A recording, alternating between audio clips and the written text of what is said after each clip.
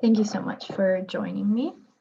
So as I'm sure we will have heard throughout the conference, the ongoing health emergency has crystallized our simultaneous dependence on, yet depreciation of, the most essential labor for human survival, care.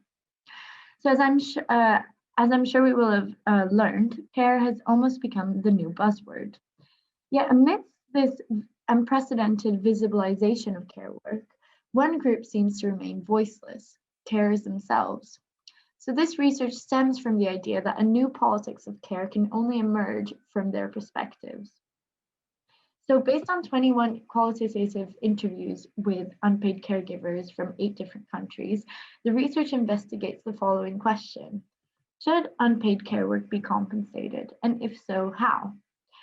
So this investigation has 2 aims. First, to understand care through carers' own eyes, and second, to discuss methods of valuing care that respond to carers' own needs.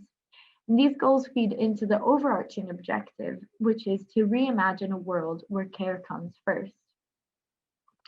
The research finds that all respondents agree that their unpaid labor should be compensated. Although the overwhelming majority supports monetary compensation, they also emphasize the need for a structural reorganization of society that is essentially founded upon the logics of care. Based on such empirical evidence, I will argue that direct and indirect modes of compensation are not antithetical as suggested by social reproduction theory, but equally essential to a care revolution. To contextualize, we can identify both indirect and direct approaches that exist to compensate unpaid care work. Indirect ways include the improvement of public care services, the reduction of working hours, and commoning practices. This is the view most prominently associated with social reproduction theory, whereas direct approaches demand monetary support for unpaid caregivers. While the distinctions between these have blurred, with both calling for a broader reorganization of society towards the politics of care, the direct approach also demands monetary compensation, whereas social reproduction theory actively opposes it. But this largely academic debate has left an unequivocal gap: the voices of carers themselves. So this investigation sets out to find out how carers value care and how they wish it to be compensated. Regarding the methodology, the research is based upon online qualitative semi-structured interviews. Participants came from a range of different countries, as you can see there, and ages range from 20 to 55 plus, meaning a range of different caring experiences, with the majority focusing on childcare, 10 of whom were mothers, and the second most prominent form of care work being elder care. Other types included housework, community care, mental health care, and earth care. Unfortunately, the investigation is limited by the lack of racial and occupational diversity of the participants, with all interviewees being white and a disproportionate number of academics. The lack of racial diversity is particularly problematic, given that women of color are overwhelmingly affected by the crisis of care, as scholars studying global care chains and the coloniality of care have taught us. In terms of gender, however, the lower ratio of male interviewees, 5 of 21, is unsurprising and rather representative of the global unequal gender distribution of reproductive labor, as 3/4 of all unpaid care work is performed by women. The most significant finding was the ambivalence of caregivers' perceptions of care, with 13 out of 21 sharing both positive and negative experiences. Tiring but rewarding seems to summarize this ambivalence. These were not only the highest occurring adjectives employed to describe such labor, but they were also mentioned by an equal number of interviewees, and predominantly at the same time, confirming this dichotomous nature of care work. This incongruity was explained by 2 prevailing factors: the gender division of labor and the lack of recognition and support that caregivers felt. Regarding the first point, half the respondents lamented that the unequal share of care responsibilities, wherein women were expected to take on the mental burden of care work, whereas the playful or social tasks are reserved for men. This links to the general division of productive labor, as women are expected to fulfill reproductive functions and men economic production outside the home. What this shows is that women's conceptualization of their work as exhausting is embedded within the gender division of labor. The striking 20 of 21 also referred to the lack of recognition. Carers conceived a clear rift between their own and society's conceptualizations of care, and several respondents exposed how the inadequacy of public services damaged their mental well-being and their ability to provide proper care. Ioana, from Romania in particular, shares how the lack of proper healthcare services meant that she faced extraordinary pressures to keep her elderly mother alive. So if reproductive labor is not intrinsically unfulfilling, it is the conditions that must change for carers to retain the value that they deserve. In response to the first part of the research question, all the participants agreed that unpaid care work should be compensated, invoking a general dissatisfaction with the current state of affairs. The second main finding is a response to the second part of the research question, how carers wish to be compensated. And perhaps unexpectedly, a staggering 19 of 21 considered monetary compensation to be an effective means to counter the devaluation of care in society. Unsurprisingly, in a social system governed by money, recognition is directly linked to monetary compensation. So carers clearly drew a link between economic compensation and social recognition. However, they also justified the economic compensation by outlining how it would improve their own relationship to care work, improve the quality of care that they can afford to give, and improve overall life conditions of those more economically disadvantaged. 20-year-old Sophie, who cared for her mentally ill father before he sadly passed away, drew an explicit connection between economic compensation and the quality of reproductive labor. She explained how economic remuneration for her and her mother's care work would have guaranteed the family's basic needs, and in turn substantially improved the quality of care that they could give, which in turn also benefits the care receiver. In her case, she felt that compensating unpaid care work would have mitigated the shame her dad felt about accessing help for his anorexia and depression, as it would have highlighted the huge role that care plays in society, and thus perhaps prevent the stigma people with mental illnesses may feel about causing burden. She also underlines the life-changing effects of economic compensation. My mom wouldn't suffer in the way she does now. She wouldn't have had to give up so many things in her life. I think the difference that would have made to her life is actually immeasurable. So the demand for economic remuneration has important implications for the conceptualization of care as either love or labor. Hence leading to the third finding, carers generally understood care work as work and did not conceive love and money as contradictory. First, they overwhelmingly agreed that they really live and feel care work as work, as one of the interviewees put it. Linus, a Swedish activist and father of two, summarizes why this distinction between work and love is important. He pinpoints how understanding care work as love just makes it invisible. As he explains, it is labor. If you don't consider it work, then you can't find ways to redistribute it. I don't think calling it work devalues it, it's simply a tool to make it visible. This recognition of caregiving as work and the emphasis on redistribution is crucial, considering that carers are predominantly women. Hence, compensation would not only recognize the vital role that they play in society, but also open up more opportunities to redistribute and share this work. Secondly, carers reject the common assumption that payment commodifies care. Although the majority argued against the wage, they did not contend that remunerating reproductive labor through other monetary means undermines love that goes into care. Lucia, for example, shared how her mother-in-law giving her part of her pension to help support her did not change the love that Lucia put into caring for her. Because as she says, there is no money that can buy love.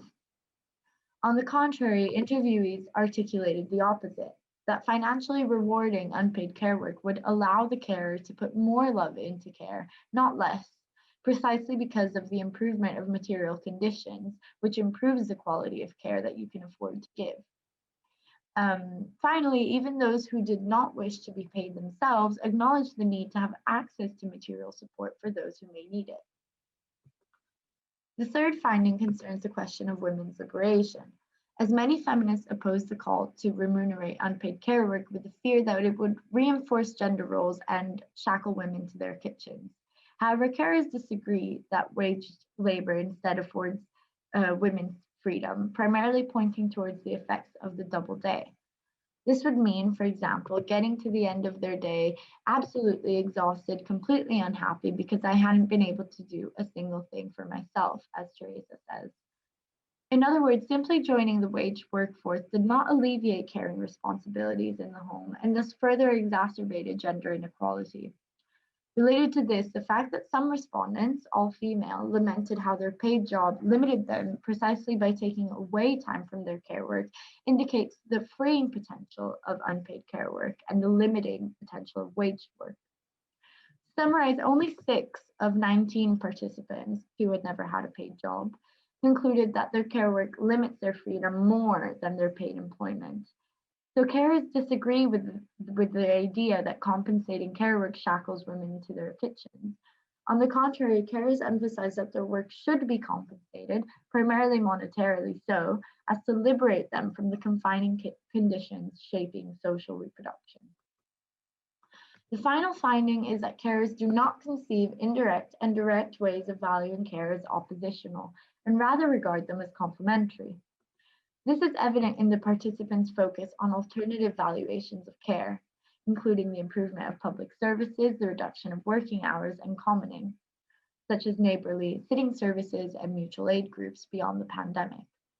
Hence, contrary to social reproduction theory's narrow focus on indirect approaches as the only viable valorizations of care, this research demonstrates that carers consider both direct and indirect compensation as essential for a care revolution. Mario sums it up. He says, if I give you a lot of money in your pocket and then I destroy everything around you, it's a little bit of a scam in that sense. So we have reached 5 conclusions. First, all respondents agreed that unpaid care work should be compensated, and this was primarily due to external factors shaping their negative experiences of care work. Second, respondents overwhelmingly, though not exclusively, supported the call for monetization. Third, carers understand caregiving as labor and payment and love not to contradict one another. This was remarkable considering that in academic contexts, payment is commonly interpreted as equivalent to commodification and contrary to love.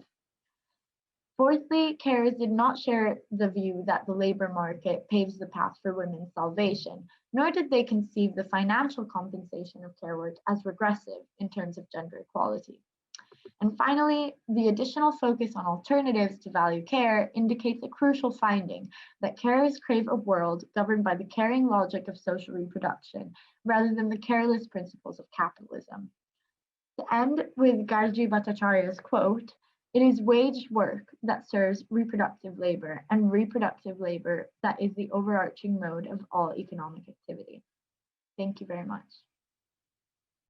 Hello everyone, my name's Elaine Chase. I'm Associate Professor in Education, Health Promotion and International Development at UCL's Institute of Education. And I'll be recording the presentation today, but I'll be joined at the seminar on the 15th by Kavita Datta, Professor in Developmental Geography at Queen Mary University, London. Other members of our team are Laura Hammond and Anna Hindley from SOAS, and Saliha Majid Hajjaj and Gabriela Silva Loureiro from Queen Mary University, London. So we're going to be talking about some emerging findings from a new piece of ESRC-funded research looking into the impact of COVID-19 on remittance and care practices among migrant communities in the UK. And today we're going to especially focus on the social and emotional practices of care amongst migrant communities. Okay, in this short presentation then, I'm just going to introduce very briefly some ideas and theories around the social and emotional aspects of migrant care and care practices, including remittance sending. I'm then going to briefly introduce the Connecting During COVID project, setting out its sort of aims and strategies. Then I'm going to focus in on some just emerging findings. Obviously, this is pretty early on in our process of data gathering and analysis, but I'm going to look specifically at what's emerging in terms of heightened needs amongst communities, reduced capacities in some cases, the impacts on migrant community well-being, and also the sorts of responses that communities are generating in the context of COVID-19. And then I'm going to wind up by looking at some key issues emerging and some of the next steps in terms of our research. The migrant community practices of care are shaped by social constructions of care in both the home and host societies, and the temporality of past obligations and future aspirations. Importantly, during times of global crisis such as the pandemic of COVID-19, the nature, value, and politics of care come to the fore. So the essence of care and the care that's needed, the value that we give to care. We've all been out on the streets clapping for our NHS workers and other care providers, many of whom are from migrant communities. And the politics of care, who can access care, who can't, what quality of care are they able to receive? These are all really important issues in the current climate. So we need, therefore, something of a more critical, holistic and transnational lens for understanding care. And we need to be able to move away from the dualisms which are very dominant within the frames around care. That is, that care is paid or unpaid, that it happens here or it happens there, when in fact it's much more complex. We tend to think of care recipients as beneficiaries, but there may be as much benefit in providing care as there is in receiving it. So it's a process of reciprocity, which engages a much wider set of emotions and dynamics. Remittances, similarly, are predominantly understood as financial transactions, but in practice are integral to transnational care practices and emotions and have a real emotional aspect to them. So there's a growing body of literature which is suggesting and drawing out these emotional aspects of care, and this is an area that we particularly want to explore in our current research. So the Connecting During COVID project is an 18-month mixed methods project funded under the ESRC COVID-19 urgency call. It's exploring the impact of COVID-19 on local and transnational care practices, including remittance sending and receiving, the impact on migrant community well-being, the range of support that communities are receiving or are not receiving from government, community and other agencies, and the impact of digitization on caring practices. So that's both sending and receiving of remittances, but also connecting with others, both locally, nationally and transnationally. It involves a survey with migrant communities at 2 points in time, including members of the Somali, Brazilian and Indian communities, and follow-up qualitative in-depth interviews with migrant men and women from those communities, as well as with a range of other stakeholders. There are also a series of intermittent community spotlight workshops, which at the start of the project have helped us refine the research tools, and at different points in time across the project are check-in points really to check whether and how our findings or emerging findings are aligned with the experiences of those communities. In terms of emerging findings, as you will imagine, what's emerging is a pattern of increased care needs and reduced capacities for many within communities. However, these experiences are mixed across and within the communities. One of the determining factors is whether or not people have access to job security. For many, they were experiencing precarious and informal work. They had limited employment options, and also that meant limited access to furlough and other related financial schemes.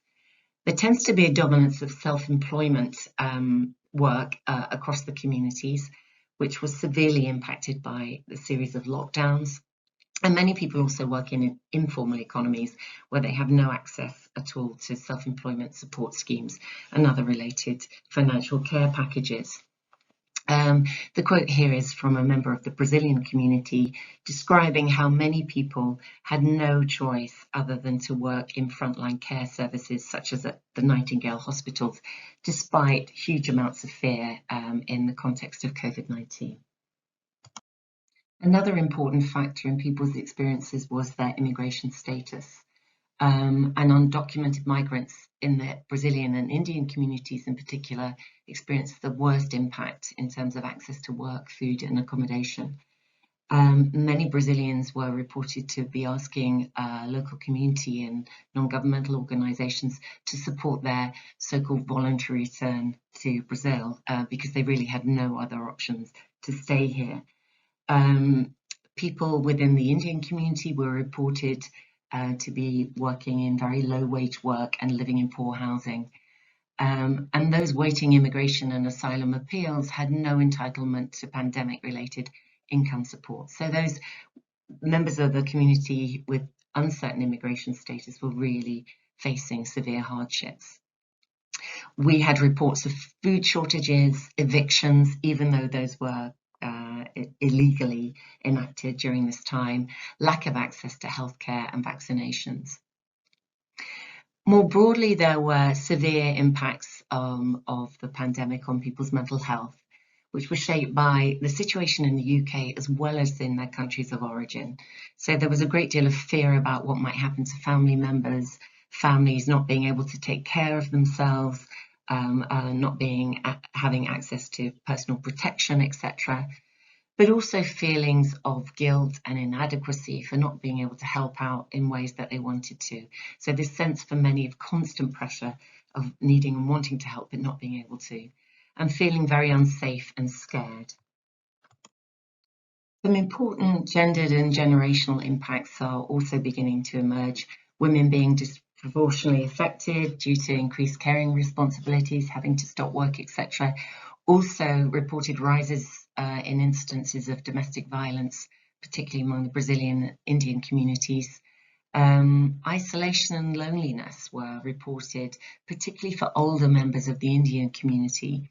Amongst the Somali community, there were reports of children and young people not being able to sustain their education during the pandemic because they had no access to computers in order to enable them to do so. And there was a particular issue emerging of international students from India who were impacted due to their not being able to access part-time work, which was essential for subsidising their studies and their living here in the UK. So the idea that they're all coming from high-income families in India that can afford the exorbitant international student fees was really clearly not the case. There were reports, for example, of young women from who were students from the Indian community moving in with men in order to have somewhere to live, but not being able to share those experiences with family back home. What's clearly emerging is the multiple ways in which communities are providing care, both locally and transnationally. Those that are able to remit are doing so. They're sending money to loved ones and families, sometimes to community organisations, sometimes to support political causes. There are multiple examples of individual acts of care within communities, so assisting others with remittance sending, providing cash for rent, providing different forms of practical care. In terms of community organisations, those really are stepping up to the mark and providing essential support. They are providing food banks, supporting people with issues of domestic violence, providing housing, signposting and translation services, supporting people with rent, and in some cases helping with the process of repatriation. Importantly, they're working not just within their own communities, but across communities as well. And they're, on the whole, making significant contributions towards caring for others, as well as creating spaces of care during this time. So just to wrap up and highlight some emerging key threads in this early stage of our research. Currently, the government's clearly failing in its responsibilities to provide care and support to migrant communities. They're not engaging with or understanding really the complexity of care needs and what's required. And it's within that gap that community organisations themselves are stepping in and providing that support. There are national and transnational practices of care by migrant community members that are playing out at individual, family and community levels. But the ability for migrant communities to provide that support is really shaped by differences in socioeconomic status, age and gender. Emotions are clearly central to people's experiences of giving and receiving care in the context of COVID-19, including the sending and receiving of remittances. So people talk a lot about emotions related to yearning and missing others, affection, love and obligation, but also ideas around guilt and shame when they can't provide the care and support that they want to, and pride when they're able to do so. And these are threads of the work that we really want to continue to explore further. In terms of next steps, we'll continue with our completion of the survey at the 2 different time points and the analysis of that, and continue with the ongoing qualitative work with community members and other stakeholders. So I'll finish there. Thank you for listening, and I really look forward to talking more at the seminar on the 15th. Thanks very much. Bye-bye. Hello, everyone, and thank you very much to the organization for the possibility of sharing part of the research that we have been developing from the study group of social policy and emotion since 2010. Our research starts from considering that the social question materializes in social policy, which operate not only on the material aspect, those interventions operate in symbolic aspect of life and also on those associated with the cognitive affective. For this reason, this policy creates subjectivity and configure models and structure of sensibility. The aim of the presentation is to describe the associated emotion to social care practice, which appears in the implementation of the conditional cash transfer programs in Argentina. In order to fulfill the proposal science a qualitative approach, we analyzed approximately 65 in-depth interviews to women recipients of the conditional cash transfer in different locations in Argentina. Before we explain our theoretical framework, we want to highlight some aids to study to social policy in 21st century. Firstly, we can mention immersive nature. In the Argentine case, 25% of total population has participated in the conditional cash transfer, and at the regional level, the number of people living householder they receive the conditional cash transfer is in 2015 was 131 million, which represent 21% of the regional population. The situation shows the massiveness and the structuring profile of the social policy.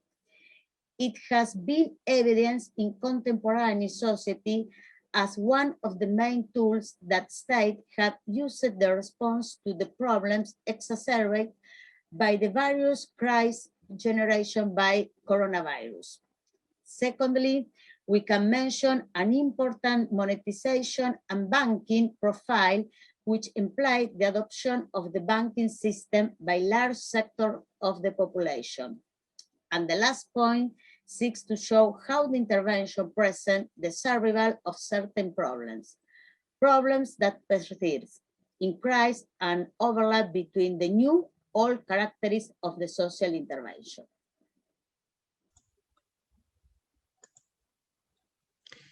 Thanks, Angélica.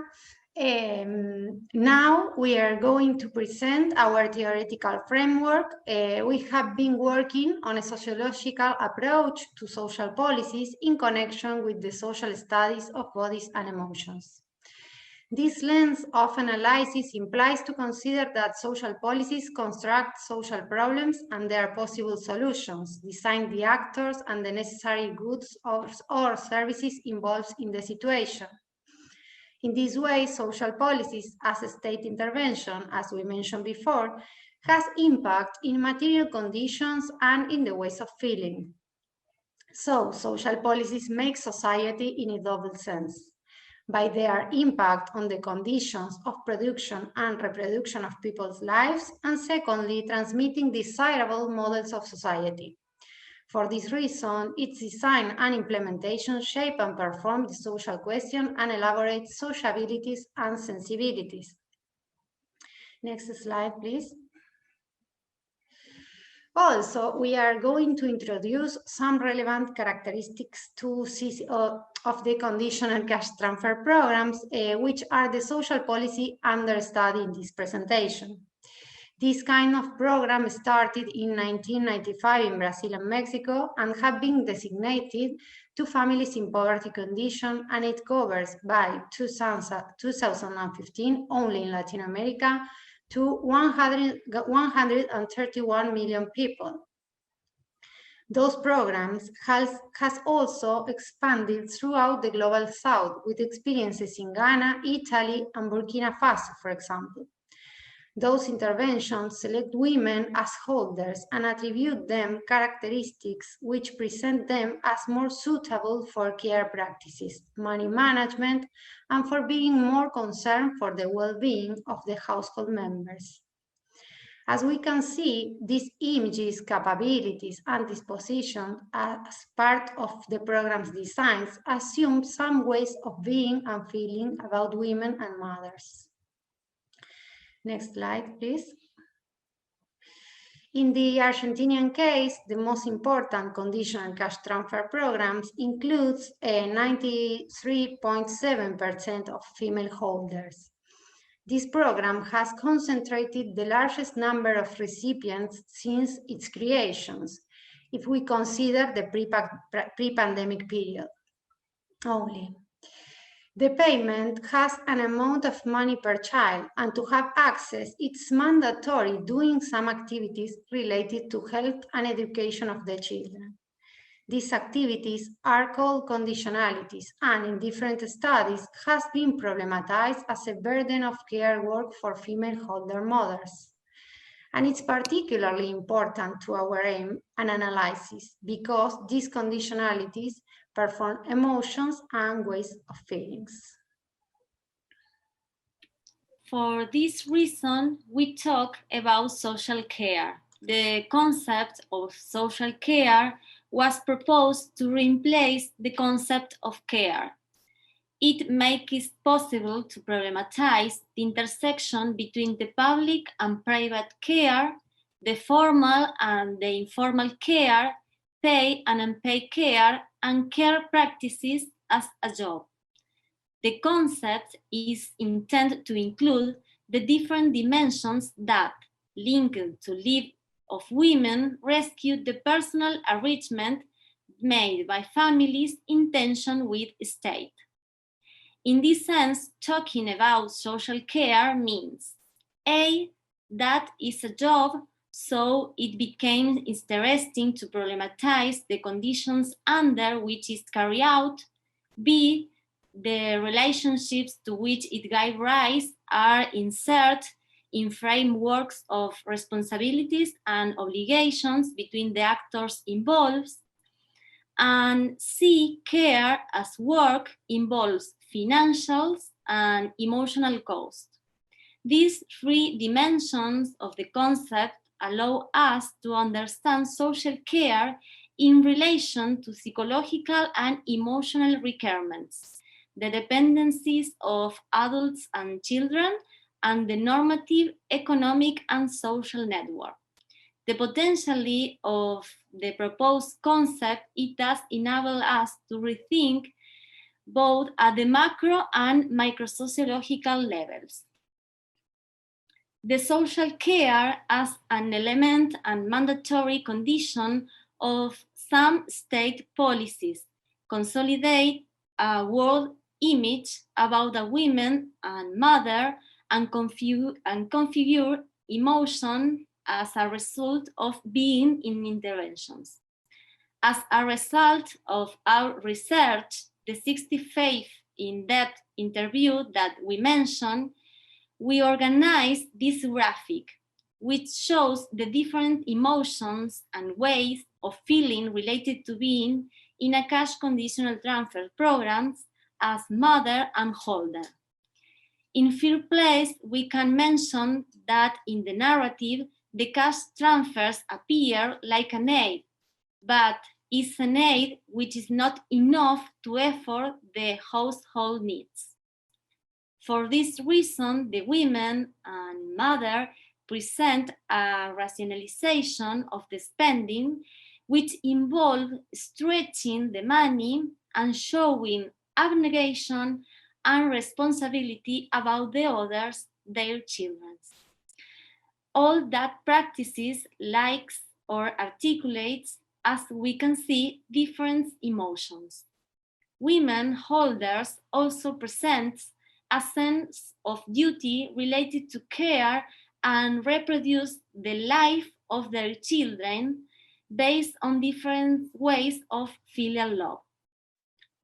In conclusion, the women and mother in poverty conditions are called since their ability to care others. The social care practices became mandatory in these programs. So we can think about these practices as state resource in social policies designed to population in poverty conditions. In this sense, and after this path, we dare to ask, where those women and mothers were positioned, and who care of them? Finally, we want to highlight that even with all the care practices that they prosecute, they continue in a scenario where it's not enough. Furthermore, they always need help in order to not be in a worse material conditions. Thank you very much. Thank you. Hello and welcome to my balcony. My name is Kai Green and I'm a PhD student at Roskilde University in Denmark, and I'm going to speak today about care and the monetary system. So the thesis that I'm going to argue for today is that our economic system can be made more caring, but that it requires care advocates to understand and to reconceptualize money for these purposes, rather than seeing money as an emblem of an uncaring, destructive capitalism. So to set out my stall, I argue this from the position of a social entrepreneurship researcher, which is a domain which believes that the market has a role to play in the alleviation of social inequality, and a role that must be nurtured by critical dialogue. I also approach the thesis and the question from a post-structural feminist position, where I see the cluster of propositions around value that are kind of silently expressed by modern money as the conditions for forms of sexual and gendered oppression to thrive. So these occur through an interplay of material conditions and legitimated ideas, and that's what I work to try and deconstruct. So this combination of my epistemological and my ontological position is where I draw faith that by critically investigating how money operates and how it kind of wriggles out of our scrutiny, then it might be reimagined to improve both material conditions and the quality of relationships through which care can be performed. So to set the scene, many economists agree that the current monetary system is unsustainable. The production of money, largely by commercial banks on the basis of loans, requires higher and higher returns for its maintenance, while the real-time value of monetary units, in the case of citizens, what we spend is largely state debt that we use as money, that the value of these units for citizens has gradually decreased over time. So just as economic orthodoxy explains the increasing drives towards productivity in goods and services, so too most of the conceivable barriers to monetary transactions seem to be breaking or have broken down. The last example of this that can be seen is in the drive towards digital forms of money, which is an idea for smoother transfers that's been around since the 1980s in digital form. Money becomes more liquid in these new platforms, but somehow slips out of our hands. So what is money, and why do people associate it with being uncaring? Well, the first of these questions could fill an entire conference several times over, but the second is a little bit easier. As my abstract for this conference described, while there's an increasing interest in the so-called caring currencies that have been popularized by Japanese society, Western discourses of caring, whether it's state-sponsored, within families, or labor-gendered, are resistant to entangling themselves with the impersonality of money. A cursory glance at the history of monetary systems seems to justify this kind of separation. Whilst the recent cartoon videos put out by the Federal Reserve helpfully teach children that the origins of money were a tool to help private exchange, monetary historians find hundreds of years of evidence that money was also viewed as a public resource by governments to enact democratic ends, however they define these. Yet this changed in the West, at least from the 18th century onwards, as industrial relations altered, and in Deirdre McCloskey's terms, a series of kind of bourgeois money-making virtues became more socially regarded, giving rise to the barter theory of money. Care from this period onwards has been treated by mainstream economists mainly as suffering from what they call a cost disease, in the sense that the attempt to make it more productive by, say, increasing the number that can be cared for by a single person, risks, quote, reducing the quality of the output of the care, end quote.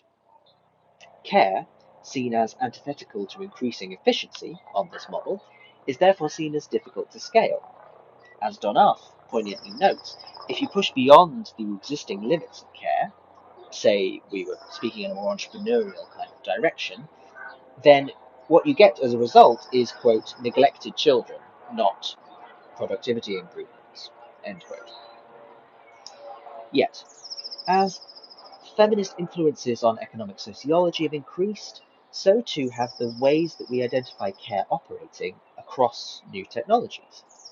As Claire Evans has noted, care and scaling might be kind of incommensurable, but the fact that social media now allows care to be almost outsourced to a network of known and unknown voices forming new and temporary communities makes affected labour much more complicated in different ways than this cost disease paradigm that I explained accounts for. This question of care scaling interacts with the notion of money around the toxicity of the modern term growth. However, I think that our political desire to stop growth being the supreme promotion of economics and the aim of national economies should not dissuade us from more fully understanding how the concept actually functions. After all, while the term is borrowed from natural science, ecological economists and feminists have pointed out that the growth mindset is actually responsible for a vast depletion of natural resources. Modern money has several distinct features which assist it, being a tool both designed to deliver growth and the instrument used to measure growth. It seems to do both simultaneously, rather bizarrely. Yet some of these features of money have not been present in all monetary systems over time, and I suggest can be the starting point for redesigning it. So due to time, I'll focus on just one element of money here, commensurability. So we can think about the relationship between money and labour in general as held together by patterns of linearity and sameness. What is referred to as commensurability in monetary theory is the development of some kind of equivalence between entities, and eventually therefore between monies. It's a form of value translation that encourages us to see one money as a common language. At times in history where multiple monies have operated at the same time, the discourse of general purpose money, as Karl Polanyi called it, did not exist in the same way. Each money was designed for different purposes, constructing the value of people's relationships to nature in different kinds of ways, and with currencies that were not necessarily exchangeable for each other. In fact, as Bernard Laeta's monetary history shows, for example, certain monies flourished in ancient Egypt and the central medieval period, which lost value over time because they reflected the cycles of ripeness and decay of the food or natural resources that they were facilitated to exchange. Such currencies were seen as supporting an appreciation for so-called feminine archetypes, according to Laeta. By the 19th century, Several hundred years of gradual depletion or explicit suppression of alternative monies had allowed a central monetary unit to become dominant in our lives, leading in Lisa Atkins's work to a convergence with clock time, the notion that money and the measure of productivity fused together. Work days became standardized over time, and this was reflected in monetary design by the fungibility of currency. So just as one output of labor is treated as the same as another, 1 hour is the same productivity in another hour, then units of money are also designed to be interchangeable for one another. What I think is particularly important for our purposes here, however, is that maintaining this fictional vision of labour as linear and commensurable requires that money reflected these dynamics to also manufacture a creative ambiguity over the artificiality of the system.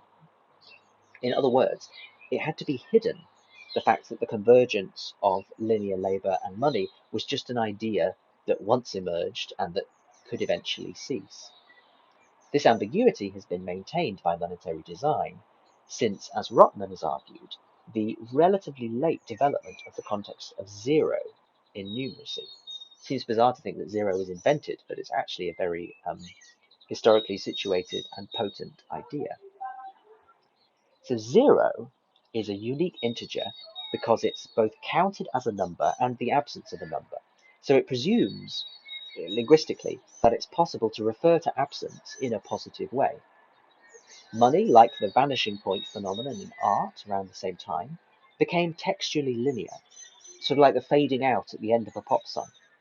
And it remains a measure today that seems to have no origin, but rather gradually depletes into obscurity. Now, theorists of both social reproduction in the formal sense and care in its broader sense have developed the central feminist epistemological position that the conditions for life's emergence and the nurturance of it are screened from view by some of the focuses of economics. Unable to scale exponentially at this end of a linear graph by its resistance to productivity, as we spoke about, care also refuses to maintain the fiction of an origin beyond human action. It restates the feminist materialist position that the conditions for life's flourishing are either there or not there, and that the latter is not just a smaller fraction of value to be stimulated or grown, but the complete emptiness of life, untethered from caring relations. So in this paper, I've tried to explore possible contemporary commonalities between money and care, which still echo in the etymology of economics as oikos, or householding. As briefly touched on, monies have historically existed with different qualities, such as matching the depletion of nature, and that even those qualities of commensurability that we take for granted in money do not have to be present in a medium that gestures towards an equality of provisions. If care advocates and social reproduction theorists do not see money as itself a character worthy of redevelopment in visions of a caring economy, then they become ironically indistinguishable from neoclassical economists, who regard money as merely a measure of economic value with no performative action itself. So if we begin from the idea that the physical form, the construction, and the ideas furthered by money can and do alter the world, not merely counting what an economic lens wishes us to count, then we can regard money as a force for creative reimagining, rather than a cold and bereft symbol of inequality. Thank you.